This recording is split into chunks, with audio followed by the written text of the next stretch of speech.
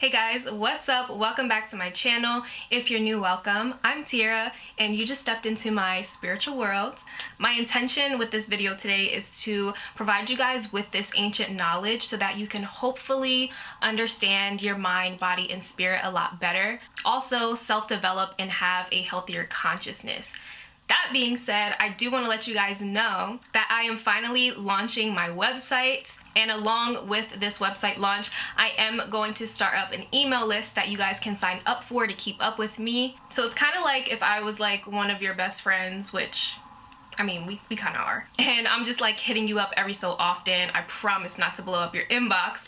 But with this email list, I plan on providing you guys with a lot of really valuable stuff, such as weekly motivation, self-development and life advice, book and product recommendations, recent astrology transits and how they might be affecting you, and also some new moon and full moon worksheets that you guys can fill out and do rituals with and stuff like that. So lots of good stuff. And also, when you sign up for this email list, you will be sent a free full chakra meditation created by me and a little bit of help from my boyfriend. So yeah, you guys will get sent that MP3 for free in your inbox that you can use anytime you feel like you need a little bit of a chakra boost. So yeah, all those links will be down below. Don't forget to check them out. Also, make sure you give this video a thumbs up, like, comment, subscribe, do all that good stuff. And without further ado, let's just get into it. Alright, so today we're going to be talking all about one of my favorite subjects, the chakras. Today we're basically going to be covering all of the fundamentals, the bare bones, the core of what chakras are, everything you need to know, all the basics. So, what is a chakra? If you see me looking down a lot, it's because I have a lot of notes that are right here. I wanted to provide you guys with as much valuable information as possible. So if you see me looking down every so often, I'm just looking at my notes. So the word chakra is Sanskrit and it means wheel.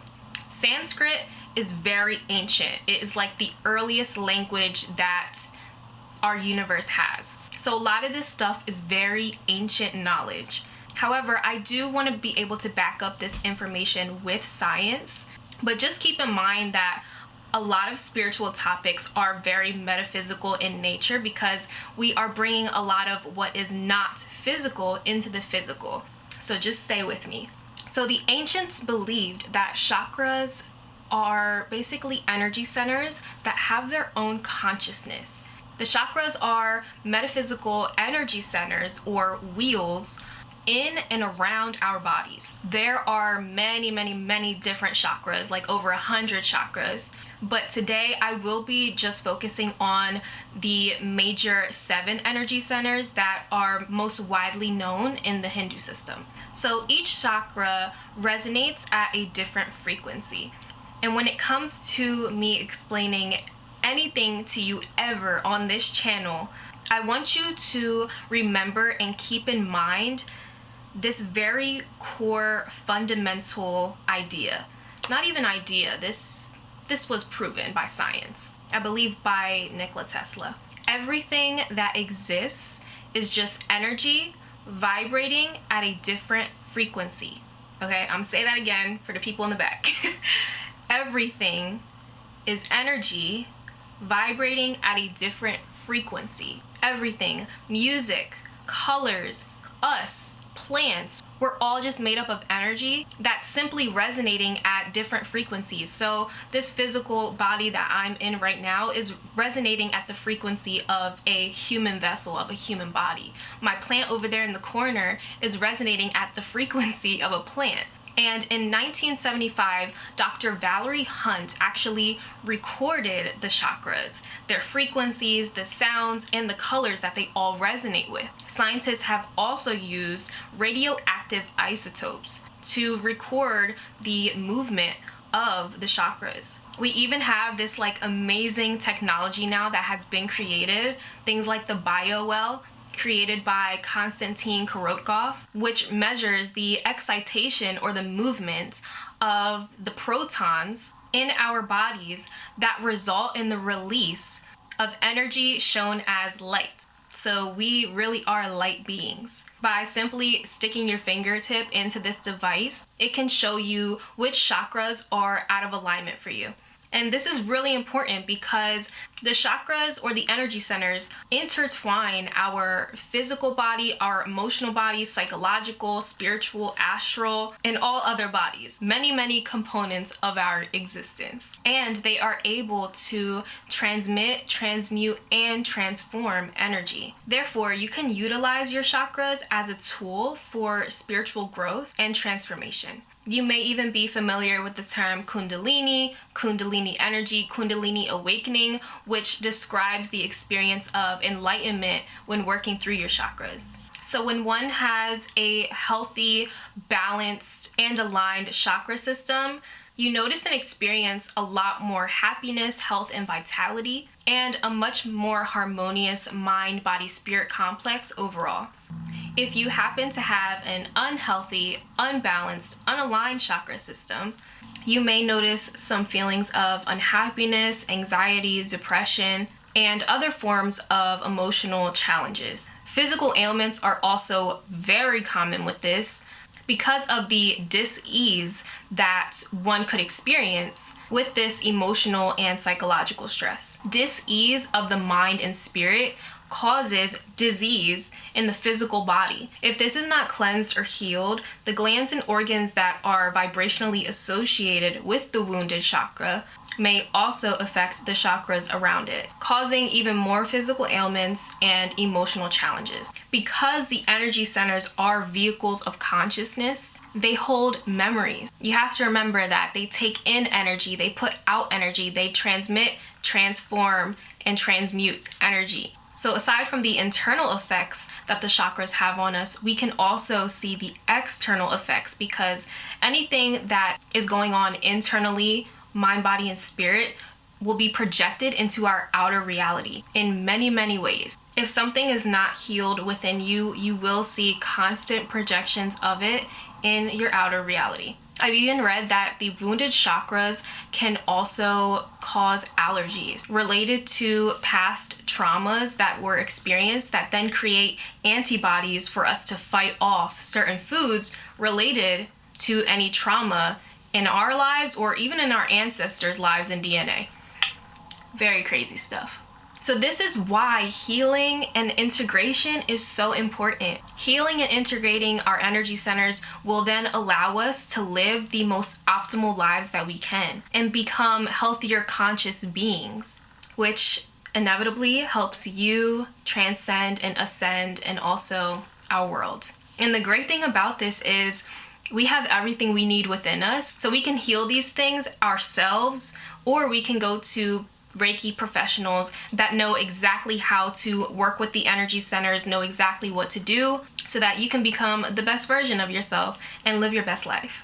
Okay, so what essentially are we going to be touching on today? What will we be talking about? Again, I'm going to share with you guys the major 7 energy centers of the Hindu system, what and where each chakra is, the colors, sounds, and endocrine glands that are associated with each energy center. Again, these things are resonating with the chakras on a vibrational level. And also the physical, psychological, and spiritual associations, because our emotions and senses also vibrate at different frequencies. And then lastly, I'm also going to share with you guys how you can start to heal each one of your chakras. So let's get into it. The first chakra is the root chakra, or the Muladhara. These are Sanskrit words that I'm pronouncing, so I'm gonna do my best. Muladhara combined means base and support, which is essentially the main goal of this chakra. It's to root and sustain us in our daily lives, which is why this rules over our physical energy and drives self-preservation. So the first energy center is located at the base of your spine, kind of like in your hip area, and the endocrine gland associated with this are the adrenals.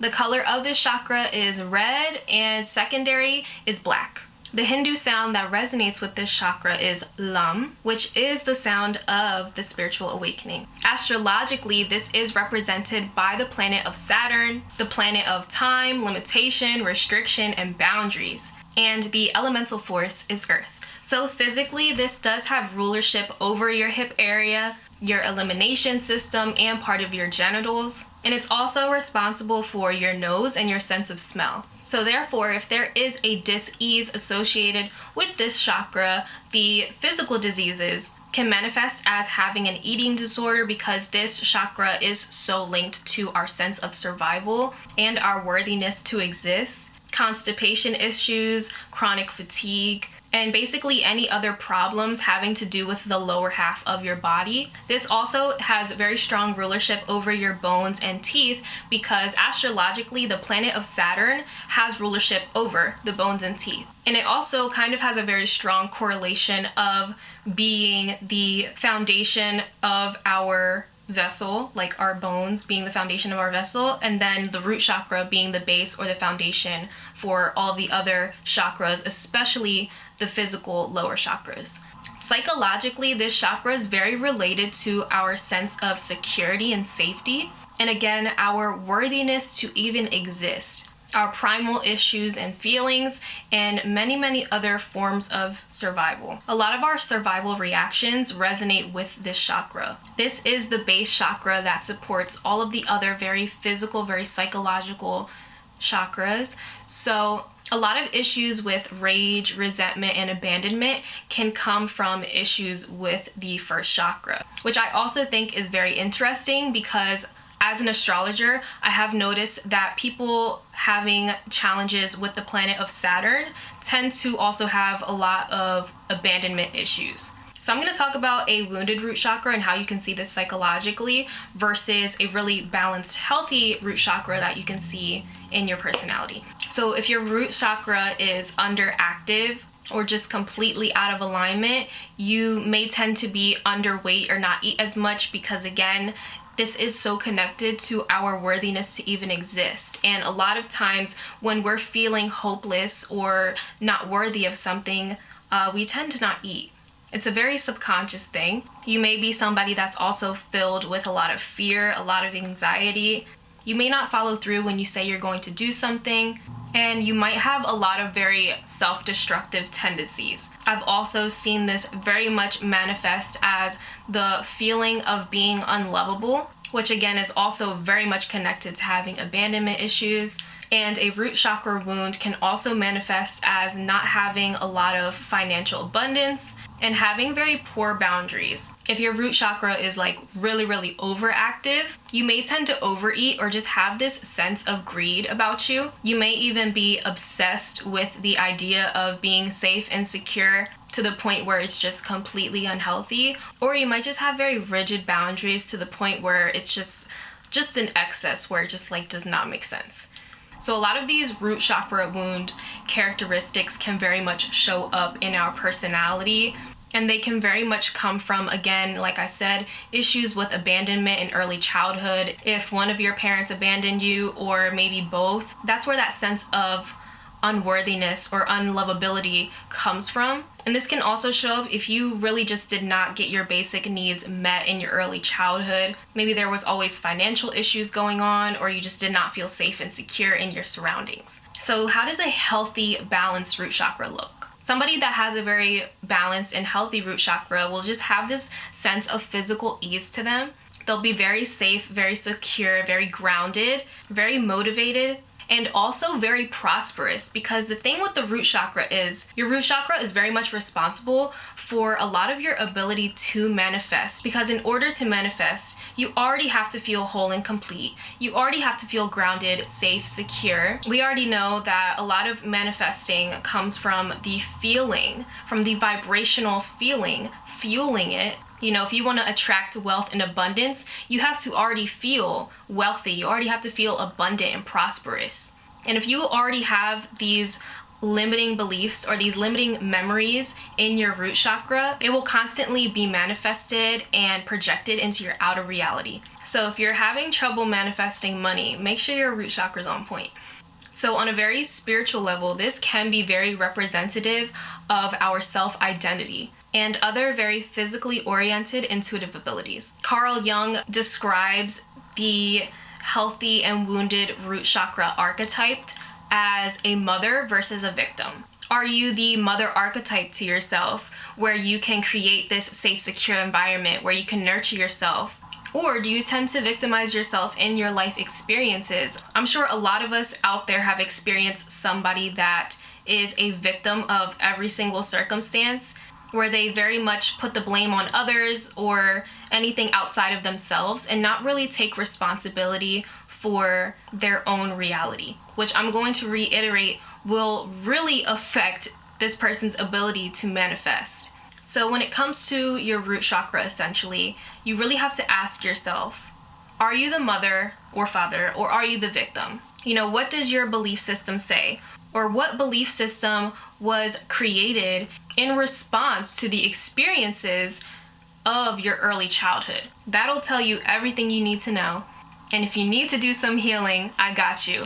So one of my favorite ways to heal my chakras or give my chakras a little bit of a boost is to listen to the hertz frequencies that are associated with each chakra. So for the root chakra, I really like to listen to 396 hertz, or simply listening to music that has the octave note of C. Essential oils are also really, really good for healing your chakras. For the root chakra specifically, cedarwood and myrrh are really, really good for this. And I'm also really into crystal healing. So if you grab any sort of red or black crystal, it's going to be amazing for your root chakra. Hematite is one of my favorites because it's amazing for protection and for healing. And also ruby is amazing because it'll help you resolve any sort of survival issues. So it'd probably be a great idea to wear like a ruby necklace or a ruby ring to assist you if you're trying to work on some root chakra healing. Also, just focusing on bringing more red things into your reality and into your environment, wearing red clothing, maybe putting some red room decor out, or eating red fruits and vegetables, and also root vegetables because they are in the ground, they're grounded, are really great to eat. Also eating strawberries, tomatoes, any other red foods. If you practice yoga like me, you can do the pose of Warrior 1. That is really good for your root chakra. And also, of course, just including some affirmations and mantras on your day-to-day. I like doing most of my affirmations and mantras in the morning, and I did include some of them in my free chakra meditation that I'm including with my email list. So if you need some ideas, go ahead and download that. Let's move on to the second chakra. So the second chakra is the sacral chakra, or the Svadhisthana. This Sanskrit word means the abode of self, which correlates to the sacral chakra ruling over our emotions, our creativity, and sensuality. It's located in your lower abdomen. A lot of people say about 1 or 2 inches below your navel. And the endocrine gland associated with the sacral chakra are your ovaries or testes. The color of this chakra is orange, and the Hindu sound is Vam. Astrologically, the planet associated with the second chakra is Pluto, the planet of transformation and sometimes even manipulation. It vibrationally resonates with the element of water. So physically, our sacral chakra is responsible for our sexual organs, our upper intestines, and our abdominal area. It also rules over our tongue and our sense of taste. So if there is dis-ease with the sacral chakra, in women, this will show up a lot as menstruation issues or even UTIs, and also just having a really, really low libido. Because this has main rulership over our emotional health psychologically, if this chakra is out of balance, you will definitely see this manifest as a fear of change, or somebody who is just simply not adaptable to change, and also somebody who very much lacks desire and creativity. An out of balance sacral chakra is probably one of the easiest ones to point out because it will seriously manifest as addictions to all sorts of things: drugs, alcohol, sex, shopping, because it's so connected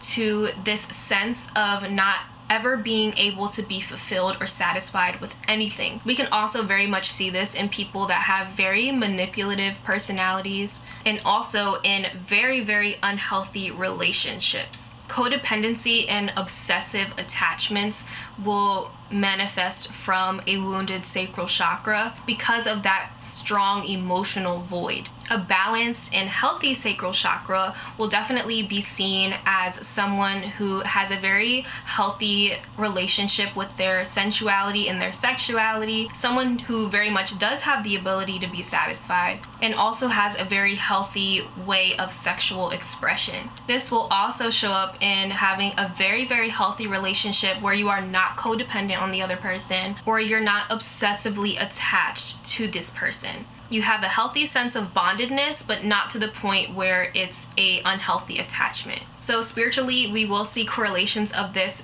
to our intuitive abilities based on feelings and emotions, and we will constantly see the projections of this in our relationships in our lives. Mostly romantic relationships, but you might see this in family relationships and with friendships as well. The archetypes associated with the second chakra are the emperor or empress versus the martyr. So are you in tune with your feelings and emotions? Are you able to creatively express yourself? Do you have a healthy relationship with your sexuality, with your sensuality? The martyr will constantly show up as someone who is in a form sacrificing themselves for manipulation. So how can we heal our second chakra? Again, I love to listen to hertz frequencies, so 417 hertz is amazing for this energy center. Also listening to music with the octave note of D, and very fruity, citrusy essential oils like orange oil or bergamot essential oil. Also, some crystals that can help you out with your sacral chakra are bloodstone. Bloodstone's amazing because it can transmute energy and clear any sort of emotional negativity or lower vibrational emotions that you don't want around. Also, I really, really love tiger's eye. Honestly, tiger's eye is probably one of my favorites. I have a pocket stone of this because tiger's eye is really going to help you integrate this energy center, because what it does is it helps you to consciously respond instead of unconsciously reacting from a very emotionally wounded place. Tropical fruits and orange fruits and vegetables are amazing for the second energy center. I love eating pumpkin anything. Or even like orange bell peppers, mangoes, those types of foods. Again, throwing on some orange clothing or orange room decor, throw some orange pillows on your bed, wear an orange shirt, maybe wearing an orange piece of jewelry like an orange bracelet or something, or even like a tiger's eye bracelet would be amazing. And practicing the twisting triangle pose in yoga will also really help you with the second energy center. And also affirmations and mantras, chanting the Hindu sound Vam, or simply just affirming to yourself, I am creative, I am in tune with my feelings and emotions, I have a healthy relationship with my sexuality and sensuality. Those types of affirmations are great. All right, let's move on to the third energy center. So the third energy center is the solar plexus, or the Manipura. Manipura translates to the city of gems, which very much describes what this energy center is responsible for. It's the energy center of personal power, mental activity, willpower, and self-esteem. It's located right in our upper abdomen, and it's responsible for the pancreas. The color is yellow, and the Hindu sound is Ram. Astrologically, the planet associated with this, or I shouldn't say planet, but luminary, is the sun, which very much describes our sense of individuality, determination, self-expression, responsibility, willpower, all of those things, which also supports that the elemental force related to the solar plexus is fire. So physically, the solar plexus is responsible for our digestive system, which is also very strongly linked to our skin, our diaphragm, and our small intestines. It also has rulership over the eyes and our sense of sight as well. So if there is dis-ease with this energy center, you will see this show up as chronic fatigue, leaky gut syndrome, and basically all sorts of digestive issues. Again, because psychologically this has rulership over our personal power, our self-esteem, our mental activity, a solar plexus chakra that is out of balance or blocked can show up as somebody having very low self-confidence, low self-esteem, someone who maybe even is unreliable or has this sense of like passive aggressiveness. And also just simply the emotional challenge of being constantly unhappy with your life. An overactive third chakra can also really be easy to point out because we can see this in people who are very controlling, very aggressive, very egotistical, very much narcissistic behavior, which is very telling because narcissistic behavior does essentially come from somebody who does have a very low self-esteem and are extremely unhappy with themselves. Because these people have such a wounded third energy center, they're very easy to like call you names, insult you, gaslight you, all those sorts of things. And that's just a firm reminder that those people, it has everything to do with them and literally nothing to do with you. If your solar plexus chakra is healthy and balanced, you would have a very healthy assertiveness. You'd be very decisive, productive, and you'll have a very healthy digestive system. And also just this sense of peace, happiness, and contentment with your life. So spiritually, you will very much see this show up as the archetypes of the warrior or the servant. Are you a warrior where you're steadfast, you're loyal, you're responsible, versus the servant possibly filled with guilt, shame, completely not confident? But again, it is really easy to start working on your third chakra. You can listen to 528 hertz frequencies, which I actually, because this is the frequency of love, I kind of put this along with the heart chakra, but this also can be used for the third chakra as well. Music containing the octave note of E, and essential oils like lemongrass and sandalwood. Some yellow crystals would be amazing to surround yourself with or even wear. I love citrine. Citrine's one of my favorites for attracting abundance, positivity, success, and luck. And if you're having digestive issues, yellow jasper can really help you release the toxins in your digestive system. Yellow fruits and vegetables and spices like bananas, turmeric, pineapples, which are one of my favorites.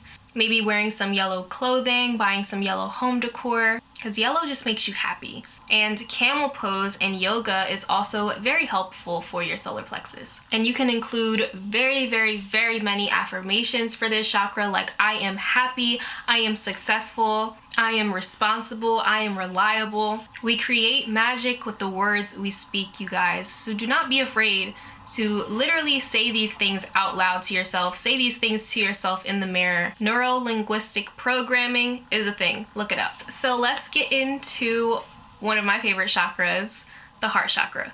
So the heart chakra in Sanskrit is the Anahata, which means unstruck sound. This is the energy center for love and relationships. The heart chakra can even be said to be like the most important chakra because it connects the lower, more physical, pleasure-seeking chakras to the upper, more metaphysical, more spiritual chakras. So if your heart chakra is not aligned or blocked, it's definitely going to throw everything else out of balance. But I also do think that the lower, more physical chakras should be worked on and should be healed first because, again, they're so linked to our early childhood development. There's so much trauma and memories that are stored in our lower chakras, and they are the ones that I feel manifest the most into our outer reality. Once those are unblocked, once those are healed, once those are cleansed, we can get to the higher, more metaphysical ones, and then therefore live a higher vibrational, more metaphysical life. Your life will start to become dreamlike. You'll start to manifest things like that because you're starting to live your life out of your heart center, out of love. Unconditional love at that, okay? Because we live in a world right now that a lot of love is conditional, but unconditional love is the key. So of course, this is located in your heart center and is responsible for your heart. The color of this chakra is green and the secondary color is pink. The Hindu sound is Yam and the planet is Venus, the planet of love, relationships, beauty, and pleasure. Vibrationally, this resonates with the element of air. So physically, this is very much connected to your heart, to your lungs, pretty much your whole chest area, your breasts, your shoulders, your upper back. And this also is associated with your skin and your sense of touch. So if there is major dis-ease with your heart chakra, this will result in heart disease, lung disease, and again, other problems with the chest and lungs like asthma, upper back pain. Psychologically, this is related to a lot of very Venusian things astrologically, like your love, your relationships, your ability to bond with other people, and also because, again, you're starting to get to the more etheric chakras, it's also your ability to bond with a higher power. So a blocked or unbalanced, unhealthy heart chakra might be seen as somebody who has an inability to forgive others, somebody who just feels lonely even when, you know, they are supposed to be whole and complete with themselves. They just have this constant underlying feeling of loneliness, even a lack of empathy or self-love. Jealousy and codependency will show up here as well because,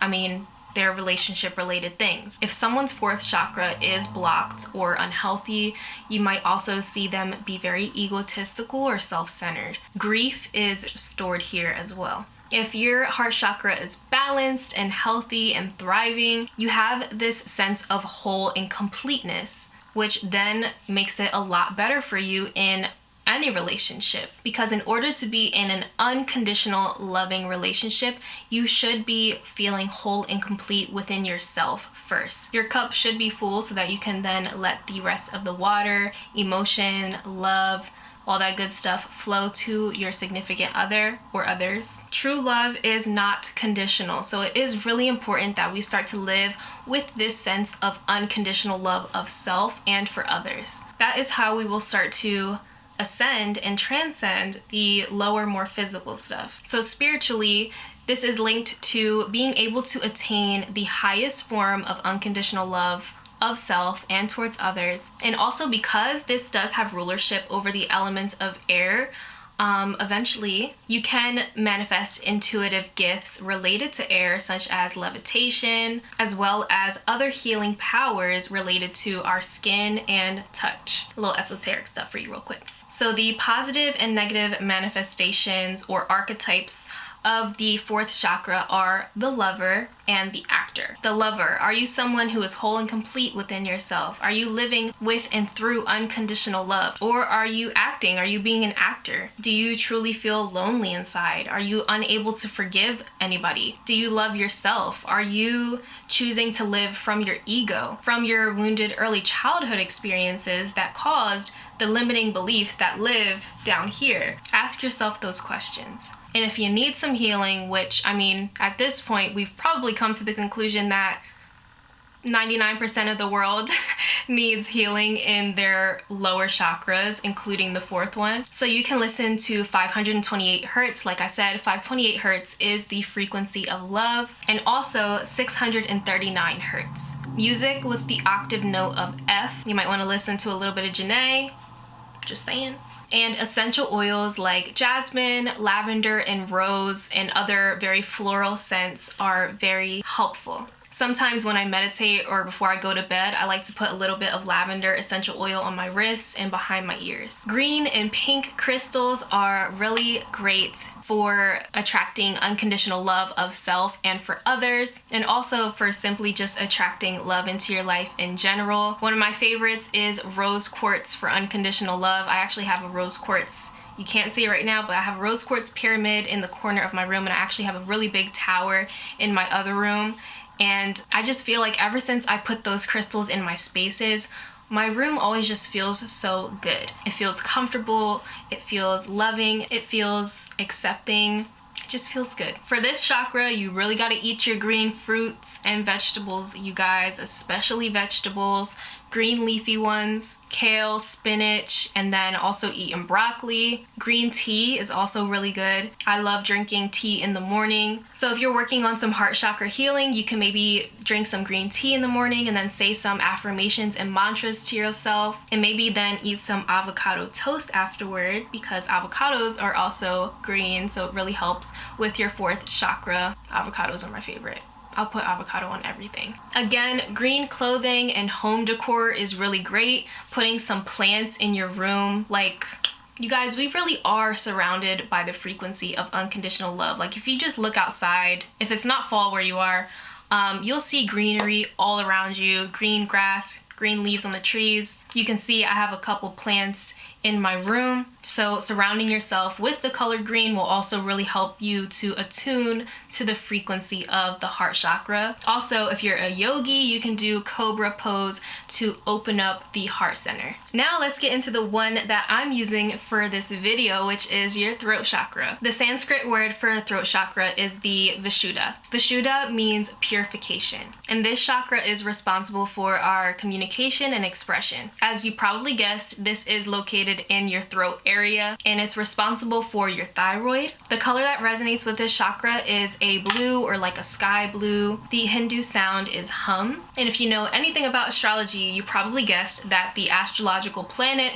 that is correlated to the throat chakra is Mercury, the planet of communication and intellect. And the element associated with this is akasha or ether. So physically, this manages our neck, our jaws, our ears, our throat, our mouth, anything related to communicating, listening, talking. And this does have rulership over our ears and our hearing or listening. So if there is dis-ease with the throat chakra, this may result in mouth or throat related, such as bronchitis, mouth ulcers, neck issues, gingivitis, any sort of ailment involving your mouth or throat, or jaw. I know TMJ can also be correlated with diseases of the throat chakra. Psychologically, this has everything to do with our communication. A lot of us need to work on this too. Okay, I'm calling you out. But this also has a lot of relation to our sense of faith and decision making. So if you have deficiencies of your throat chakra, you might grind your teeth at night because all of that like energy is stored in there and your body's doing something subconscious to try and get it out, because this very much comes from the sense of inability to share your truth. If you have an excessive throat chakra, you might stutter sometimes, or just be someone who maybe talks a little bit too much and doesn't actively listen enough. So the idea is to have a very balanced and healthy throat chakra where you can very much communicate effectively, share your truths, speak your truths, and also listen consciously. Spiritually, this is related to whether or not we decide to face our karma, whether or not we're going to free ourselves from the world, free ourselves from physicality, really. This is also related to intuitive gifts involving speaking. So if somebody's like a medium or a channeler, if someone's throat chakra is like wide open, it's very likely that they have intuitive gifts related to listening and hearing. They could be clairaudient, they could be a channeler, or even just having this sense of knowing the past, present, and future. So the archetypes associated with the throat chakra are the communicator versus the silent child. I want to touch on the silent child first because I know a couple of these, and I know that these people were never made to feel like they could express themselves. They always had to hold all of that expression within themselves, and then they grew up to be these adults that really didn't say much, didn't feel like what they were going to say was valuable enough, and also have a little bit of communication issues and have had to consciously work on communicating effectively with their loved one, and also actively listening, consciously listening. And not just listening, but understanding, comprehending. This all has to do with the throat chakra. And the positive archetype, the communicator, again, is somebody who communicates effectively, communicates freely, kindly, authentically, and we very much know these people when we see them or hear them. These people articulate themselves very well. So if you want to work on your throat chakra a little bit, you can do a little bit of what I did this morning, because I knew I was going to be doing this video for you guys, and I wanted to be able to deliver all of this information for you clearly and authentically. So you can listen to 741 hertz frequencies, listening to music with the octave note of G, and essential oils like chamomile and peppermint. I actually had some peppermint tea this morning. Blue crystals will definitely help you with your throat chakra. Something I used to do in college, if I had to do a presentation in front of my whole class, I used to carry some lapis lazuli in my pocket because lapis lazuli is an amazing stone for communication. It can help you communicate a lot more clearly and honestly just not feel as nervous. It makes you feel a little bit more calm. Blue foods, liquids, and tree-growing fruits are great for your throat chakra. So make sure you're drinking enough water and tea every single day, and maybe try adding some more blueberries or even some like blue spirulina powder into your smoothies. You can wear some blue clothing or include some blue home decor. I honestly just even like looking up at the sky because it's just so vast, and just taking in all of that color, all that blue, I just feel like it really helps to charge up that energy center. Bow pose in yoga is really good for this. And then try including some affirmations and mantras day to day, throughout your day, in the mornings, before you go to sleep. It'll really help. All right, let's get into the chakra that probably all of my rainbow babies, all of my light workers, all of my indigo children are very focused on. The third eye, or the Ajna. This can translate to a couple different words such as command, summoning, authority, or unlimited power. The purpose of our third eye is completely encompassed in vision and perception. It's located in our forehead area, and it is responsible for the pituitary gland. I've seen many people say that the color of this chakra is violet. I think of it more as indigo, or just like a very, very deep purple, or even just like that cross between blue and purple. The Hindu sound that resonates with this chakra is Om, and astrologically, the planet associated with it is Neptune, which is a very watery, very mystic, very psychic planet. Neptune is also very like dreamy, and it's like the visionary, the illusions. It's very much walking around with like rose-colored glasses on. And this is associated with the element of light. So let's talk about how the third eye connects with our physical being, our physical vessel. Since it is located in the forehead area or the middle of the head, this is very much related to our brain, our eyes, our neurological system, our sinuses, and other parts of the head or the brain. And because this is getting towards the more higher metaphysical spiritual chakras, this doesn't have any sort of association with your senses, because we're very much getting into what is not even physical. Diseases with the third eye will manifest as eyesight problems, depression, insomnia, and headaches. Psychologically, this is responsible for our self-perception and our self-awareness, how we perceive our outer reality, our inner reality, as well as our ability to break our limiting beliefs and our old patterns. So if your third eye is blocked or out of balance or needs to be healed, you might see this in people that are just in denial of certain things in their reality, like their perception of reality is completely off. Very much Neptunian in nature. They may even have like major memory loss to the point where it's like, how could you not remember that? Even someone who simply just has difficulty concentrating might need to work on their third eye. Even having hallucinations will show up here, or just simply kind of being delusional. If you are working on your third eye, or you do have a balanced third eye, a healed third eye, you'll have a very strong intellect and also very strong intuition.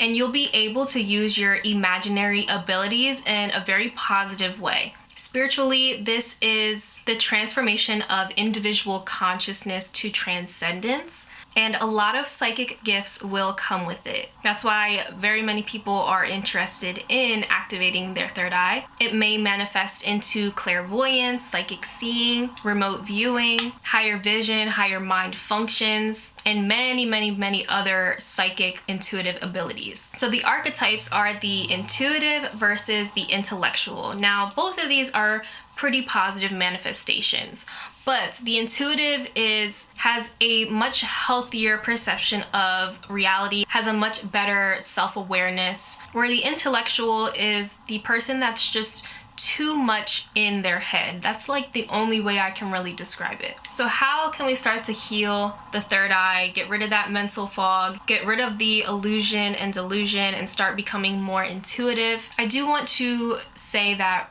working on getting rid of any limiting beliefs that do not serve your highest good is one of the key ways to activate, to heal, unblock, activate your third eye so that you can have a much healthier, open perspective. Also, listening to 852 hertz frequencies, music that has the octave note of A, and essential oils such as juniper and rosemary really help with the 6th chakra. You can also try including some crystals into your life, in your home, in your room, putting them under your pillow at night, wearing them. Moldavite has been a very popular one lately for third eye activation, but it comes with some warnings because moldavite is very, very powerful. It will completely open up any sort of untapped potential. It will very quickly and powerfully get rid of any things in your life, any blockages, anything that no longer serves you or your highest good, and will basically put you into complete alignment to become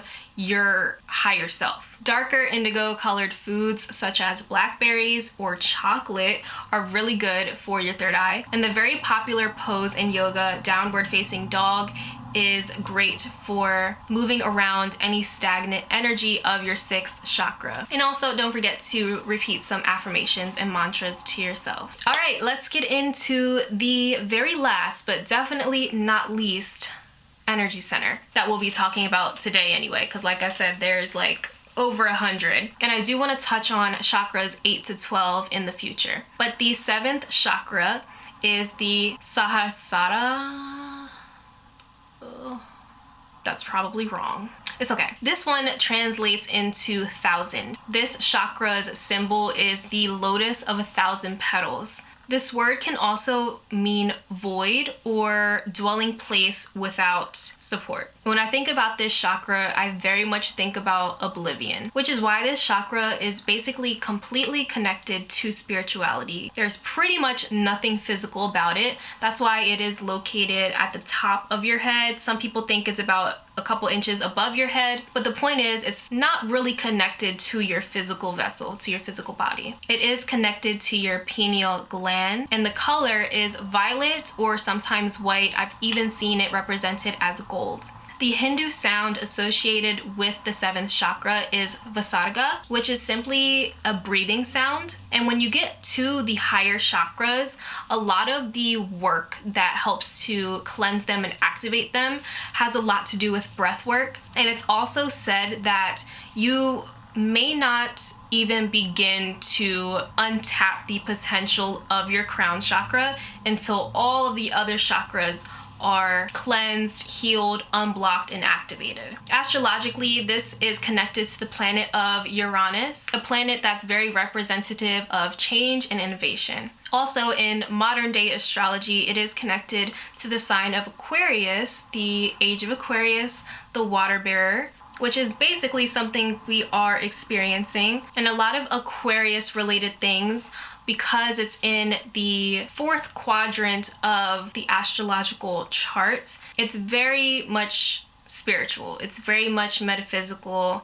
It's very much connected to the things that are unseen. That's probably a little bit more 12th house, but when you get to the 11th and 12th signs of the zodiac, they're very spiritual. And because we are now at this point very metaphysical, this isn't connected to any element. And it's also beyond the physical senses. But physically, this still does have rulership over your skull and your brain and your central nervous system. Diseases of the crown chakra may manifest as depression, headaches, coordination challenges, dizziness, Alzheimer's, psychosis, and other forms of psychological distress. Psychologically, this is your emotional and mental relationship to the higher virtues, to a higher power, to God, whatever you believe in, connected to hope and truth or hope and wishes, which are very 11th house themed things astrologically.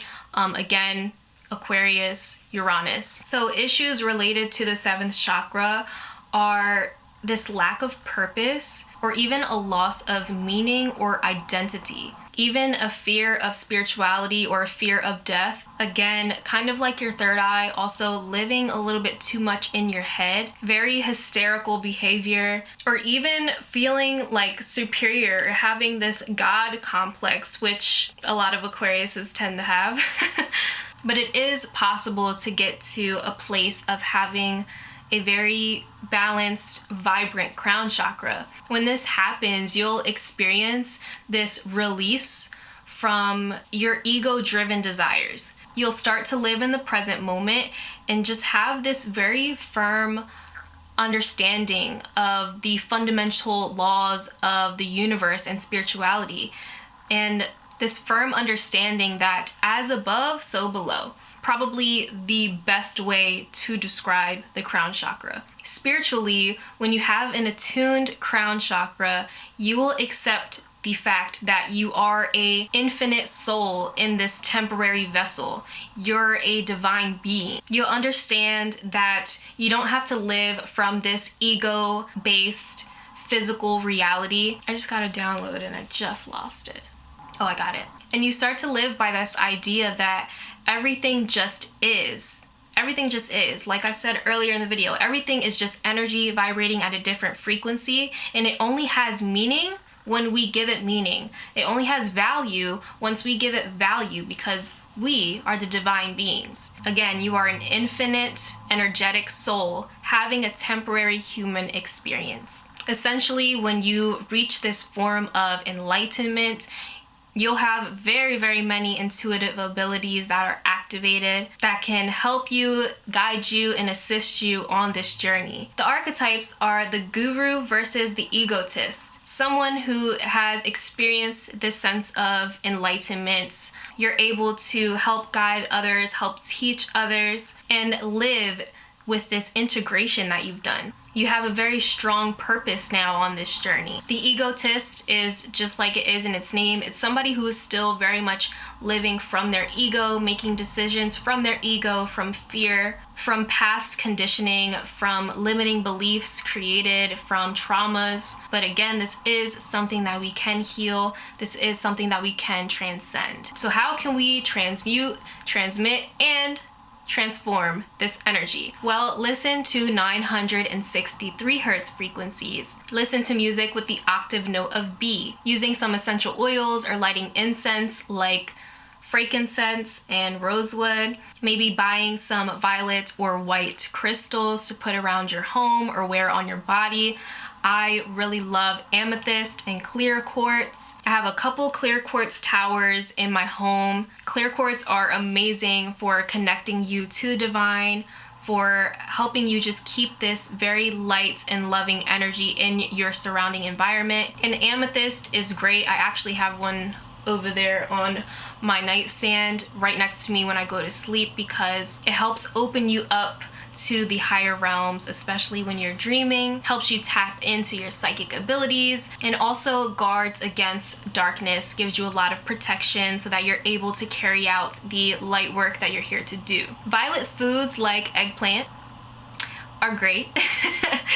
And a lot of people also practice fasting and detoxing for spiritual enlightenment and for health overall. I'm sure you guys have heard a lot of stories of gurus in the past fasting for lengths of time to reach or attain spiritual enlightenment. So this is something that you can practice daily. If you want to do like intermittent fasting, that's something that I do. But before you do any type of fast or detox, make sure to always consult with a health provider. Also, surround yourself with some purple or violet things, maybe some violet clothing, maybe an amethyst bracelet, necklace. Again, home decor. Corpse pose in yoga is really great to practice. And then don't forget your affirmations and mantras. So those were your 7 major energy centers. I know that was a long one, but I wanted to make sure that you guys have a lot of core key information along your journey. If you want to continue your studies on the 7 major energy centers, I highly recommend researching the work of Cindy Dale. She has, I think, 25 books just about the chakras, about energetic healing, and all sorts of things that are very esoteric in nature, but all the topics that we love. I got most of the information from today's video from this lovely book right here, which I also will be utilizing a lot of in the future because there's so much amazing information in here. If you want to grab this book or any of her other books, I'll go ahead and link this book down below, and I'll try to link her website as well. And that is pretty much it. Thanks for staying with me this far, you guys. Again, don't forget to visit my website. Make sure to sign up for my email list so that you guys can get that free full chakra meditation. It's a really amazing thing that you can do to start your day or end your day, or even if you just feel like you need a little bit of a boost or you want to start your healing journey of the energy system. All right, I don't want to make this video any longer than it already is. So thank you guys so much for watching. I love you. Take care. I hope you guys are having an amazing day or night wherever you are. Hope you guys are surrounding yourself with amazing vibes, and I will see you in my next video.